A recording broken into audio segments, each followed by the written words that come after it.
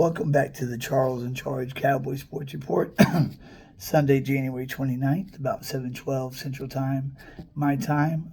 If you're watching this video, you have not subscribed yet, please press that red subscribe button, DC Nation.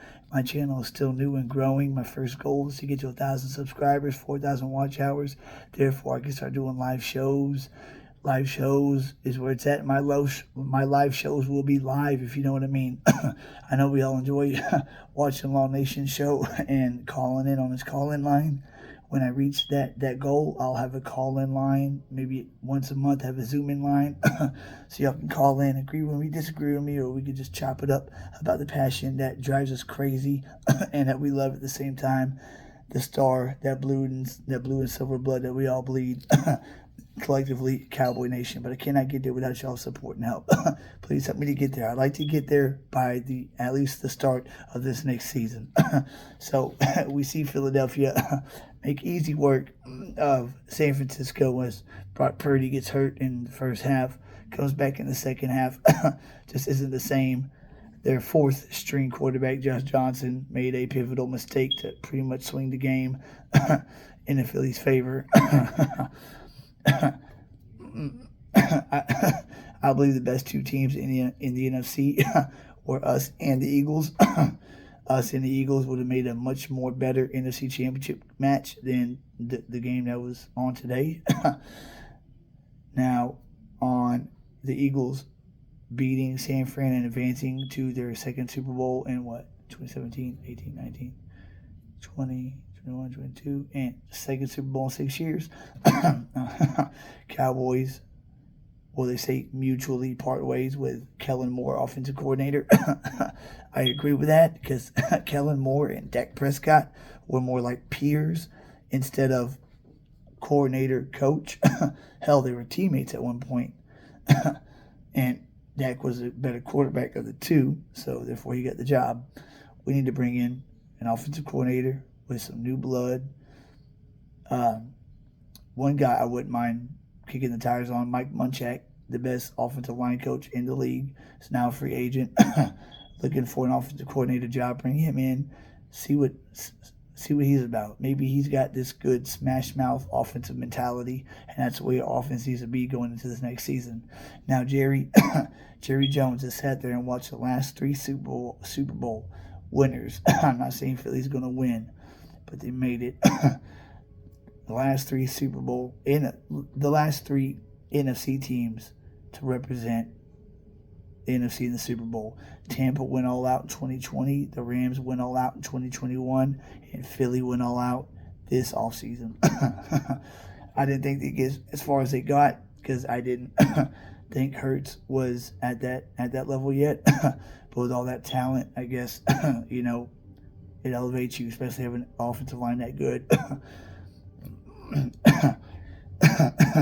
Without going crazy in free agency, we still have a very, very good, young, talented team.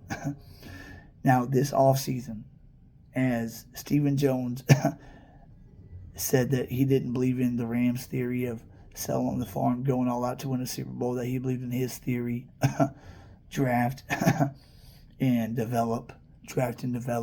We like our guys. Yeah, that can keep you winning, make the playoffs every year, every other year, maybe win a playoff game here or there. But you're not going to get over that hump unless you get aggressive. Teams are winning now by the 94 49ers style. Like back in 1994 when the Niners went all out in the offseason to beat us. They went out and got Ken Norton Jr. from us. They went out, signed Merton Hanks at safety. They went out, signed Prime from Atlanta as a mercenary to cover Michael Irvin. They went out and got a ton of guys and basically bought the Super Bowl. The players had to play it, of course, and beat us 38-28 in the championship game to go on and wax the Chargers in Super Bowl 29. In this free agency period in March, there's going to be a lot of good free agents out there at the positions that we need: cornerback, defensive tackle, and wide receiver. At cornerback, I don't know, Bradbury might re-sign with Philadelphia, but if he doesn't, you've got Byron Murphy, you've got Jamil Dean, you've got a lot of good corners that could be corner number 2. Defensive tackle. You've got a plethora of defensive tackles that are going to be out there. Wide receivers.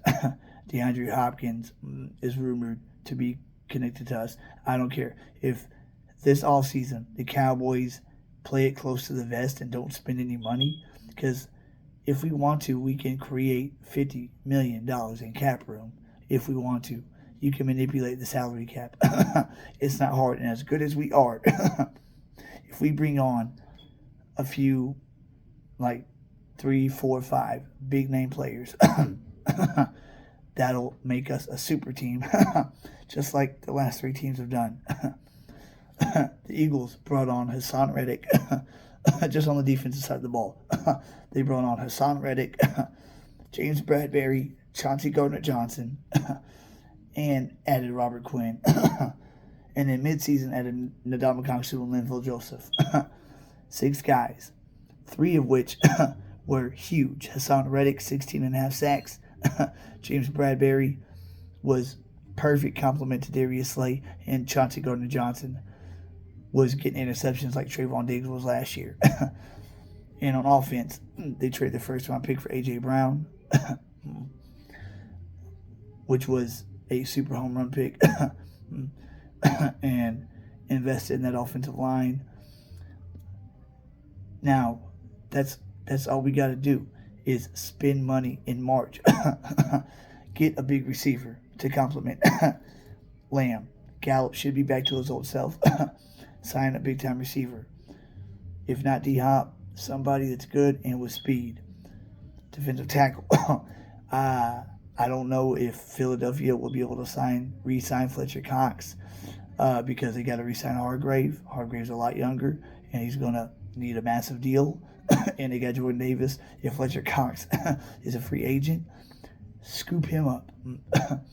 Cornerback, sign Byron Murphy and Jamil Dean. Hell, why not? For depth, then we got Jordan Lewis also. So you have starting 3, Diggs, Murphy, and Bland. Hell of a good starting combination. And if Bradbury doesn't re-sign with Philly, go get his ass. And left guard, bring in a good left guard. If we don't sign Chris Lindstrom, if Atlanta doesn't re-sign him, and he's a free agent, go get him. He's a great left guard. Or Trey Turner. Or our first-round pick, draft a left guard. Because we hit on first-round offensive linemen. And that would be rebuilding the line also. Draft a left guard.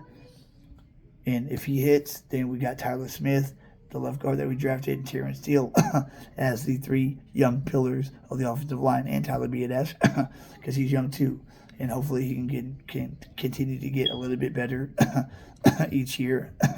He'll be going into year 4 now.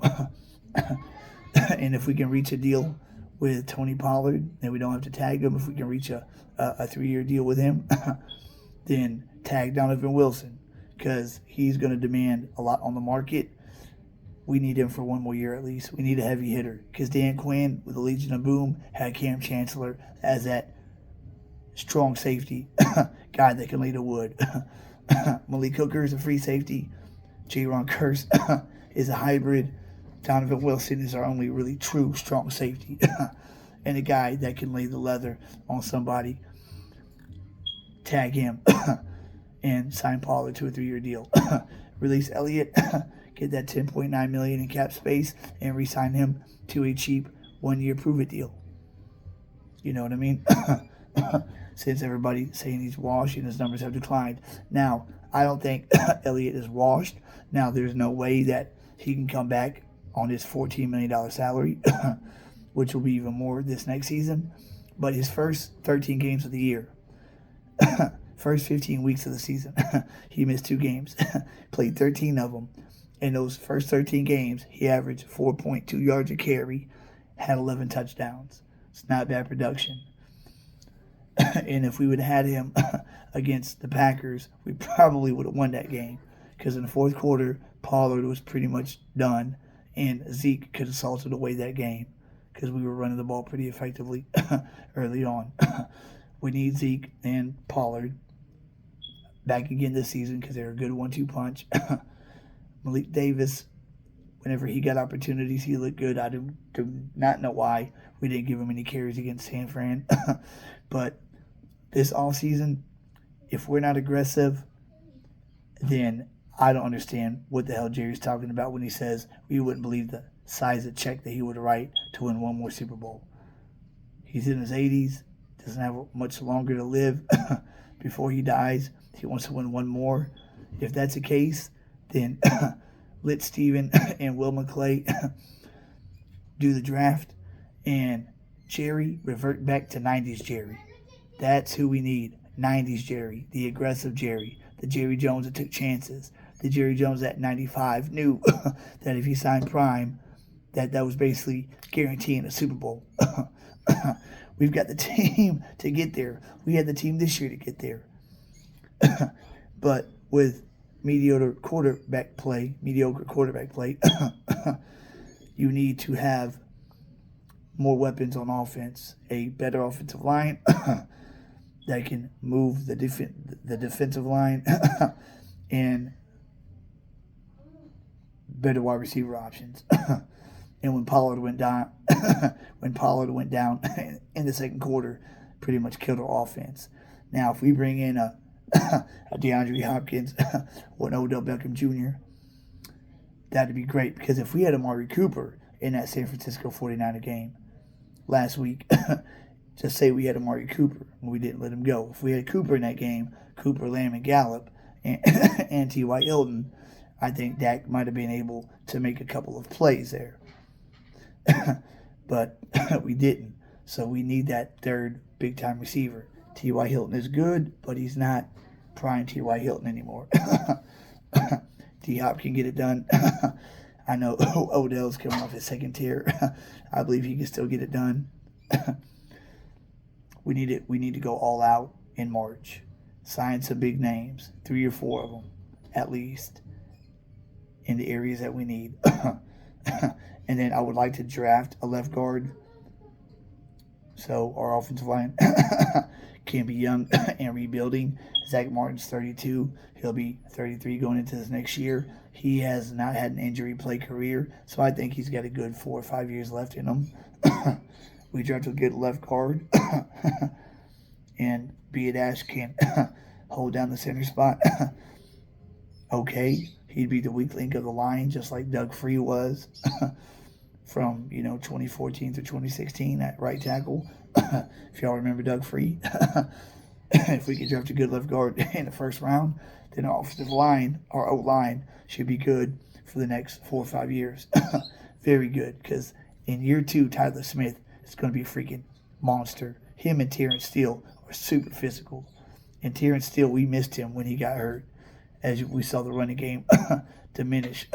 That man is a run-blocking lineman, and he's getting better at pass blocking too. So what Philly did today just showed what you need to do in this modern era of football. Stephen Jones, you're wrong. You don't win by draft and develop. You stay consistently good, but you don't win. We got to go all out. In March, Jerry knows how close his team is. Jerry sees this team better than the 07 team, the 09 team, the 2014, 2016, and 2018 team. And the 2009 team. He knows his team is better than all those teams. He sees his team like he does the 95 team. And he knows that the 95 team wouldn't have been the 95 team without Prime, without Charles Haley, without some of the guys that we got to build that hella big roster. We had a great roster, but we had key additions. In 92, we brought in Charles Haley. In 95, brought in Primetime. We need to bring in some big-time guys in March to make our team a super team. And our super team will be better than anybody else's because we're already good as hell as it is. And if we would have had another good wide receiver, we probably beat San Fran, or we beat them if Dak just plays a clean game. But being that we cut ties with Kellen Moore, probably better. Maybe a new offensive coordinator with some new blood can get better play out of Prescott. Maybe. Because the majority of his career he's had Kellen Moore as his OC. So expect big things. But we got to keep real close watch of what we do this offseason. We have to be aggressive if we want to really, really show that we're serious about 2023, get to the championship game, and get to the Super Bowl. Because we are that close, DC Nation. Our team is that good. We are that good. So I want to see a big receiver signed. I want to see a good corner signed. I want to see a good defensive tackle signed. And I want to see that left guard position shored up. And I want to see another good draft class. Hell, this year we had 3 rookies playing defense, starting on defense. Sam Williams is rotating. But they were playing well. I want a good draft class like that. And we had 2 offensive rookies playing well, Tyler Smith and Jake Ferguson. I think Jake Ferguson's going to have him and Hendershot are going to have good year 2s at tight end. And Tyler Smith is going to be, hell, he was 21 just like Tyron when he was drafted. So he's going to be a fixture at that left tackle spot for a long time. And that boy is physical. He's a great run blocker. And that's what we need, good run blocking linemen. We need good pass blocking linemen too, but I'd rather it be 60-40 run block, pass block. Because we're a run first team. And just need Dak to manage the game. And if he's got great wideouts and a good line, a good running back, he can manage the game. And he doesn't have to press the issue. That's just my thoughts of what transpired today, guys. Please subscribe, like, and share. Help me get to that 1,000 subscriber mark before the beginning of this next season, guys, so we can start doing live shows. I will have a call-in line, and my show will grow exponentially once I hit that mark, that first goal. I guarantee you, y'all will be entertained, and your subscription, you'll be paid back tenfold.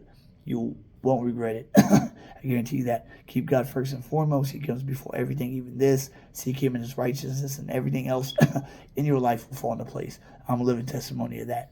I wouldn't be here if that wasn't true. I feel I need to put that at the end of all my videos. TC Nation, keep cool, calm. In 2 more weeks, the season will be over, and it'll be back to the off season and back to making moves to finally, since I was 10 years old, get back to the big game. Because we got the team to do it. We just need to be aggressive this all season, unlike we were this last off season. All right, that's all I got for right now. Catch y'all later. Charles in Charge is out.